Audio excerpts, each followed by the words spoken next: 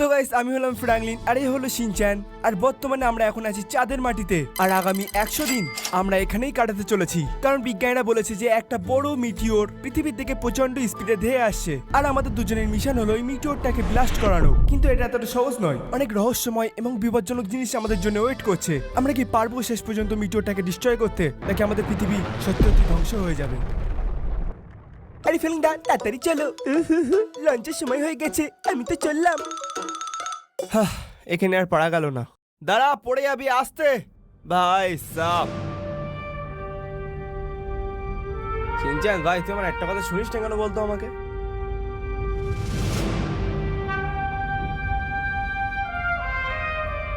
ভাই sub, guys यार এই রকেট লঞ্চারটা কতটা বড়।